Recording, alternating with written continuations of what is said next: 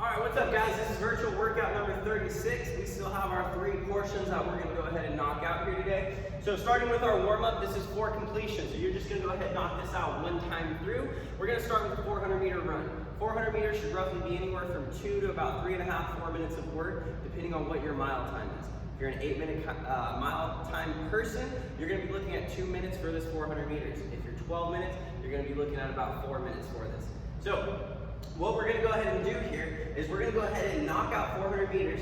So you probably already know where that is. If not, go ahead, get back my run. Go ahead and figure out where that 200-meter mark is, run out to 200 meters, run back in. Or go ahead and spend anywhere from 2 to about 4 minutes doing any type of cardio-based movement. This could be jump roping, this could be mountain climbers, this could be running in place or jogging in place. Whatever that is, go ahead and do that for about 2 to 4 minutes, depending on how quick you are with that mile. After that, we're going 10 hang power cleans.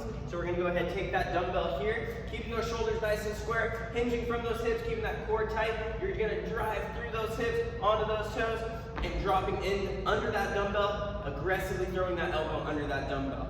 Extending that back out. We're gonna go ahead and knock out 10 on one arm, and then 10 on the other arm. Remember, the focus on this is keeping that core nice and tight and getting those quick elbows under.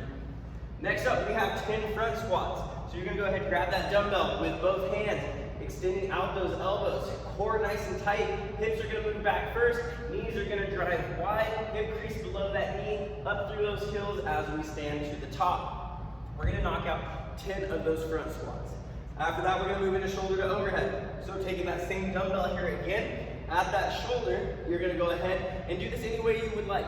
You could go strict press, you could go push press, you could go push jerk, okay? Either way, what we're focusing on is keeping that core nice and tight and driving that dumbbell all the way up overhead, not losing that core at the top. So what I mean by that is not flaring out those ribs. Finishing this up, you're gonna go ahead and go for another 400-meter run. So same thing you did in the very start. After that, we're gonna move into our quality work. So our quality work here today, we're looking for explosive high jumps, 3 sets of 10. For this explosive high jump, what I want you guys to do is go ahead and set your feet about shoulder width. From here, you're gonna load that posterior chain by hinging at those hips. You're gonna drop down almost into a quarter squat. So then from there, you're gonna explode up, pulling those feet up as high as possible, okay? We're gonna go 3 sets of 10 here. After that, we're gonna do a pause L-sit hold. So yesterday, we did an L-sit complex. Today, we're gonna go ahead and do that L-sit hold. So with your chairs, remember we can go ahead and we can use chairs or we can use anything that's stable enough for us to balance on. You're gonna go ahead and place those hands down, extending those legs straight out and holding. Now if an L-sit hold is too hard for you, we're gonna go ahead and come on up into an in-sit. You're gonna hold this position from anywhere from 3 to 5 seconds, pull those feet back in or rest, and then extend back out for 4 sets of 20. After that, we're gonna do a plate pinch. This is 5 sets of 30 seconds per side. So what this is taking your plate here, taking one hand and pinching it and holding it at the side, keeping those hips square, shoulders square, okay? This is made more difficult by taking 2 plates. So if you have 2 plates that you can go ahead and hold together and pinch together, this is made a little bit more difficult that way. You'll do 30 seconds on one side, 30 seconds on the other side. Now, after that quality work is done, we're gonna go ahead and take a video, 2 to 3 reps from the front and the side of you performing a dumbbell overhead squat. Post that to the TFF members page and then go ahead and tag myself and Tia in that video so that way we can go ahead and give you that movement critique. Following that up, we have our conditioning here today. So this is for time. We have 7 rounds. We are going 60 double unders. So remember, that's 2 revolutions of the jump rope in 1 jump. On that jump rope, you want those feet together, core nice and tight, elbows tucked, hands down. Your body is rigid as you are moving off of those toes with just those wrists being that mechanism of action on that rope. So not elbows, just wrist movement. If you do not have double unders, it's gonna be 60 of those, but if you do not have them, it's gonna be 120 single unders.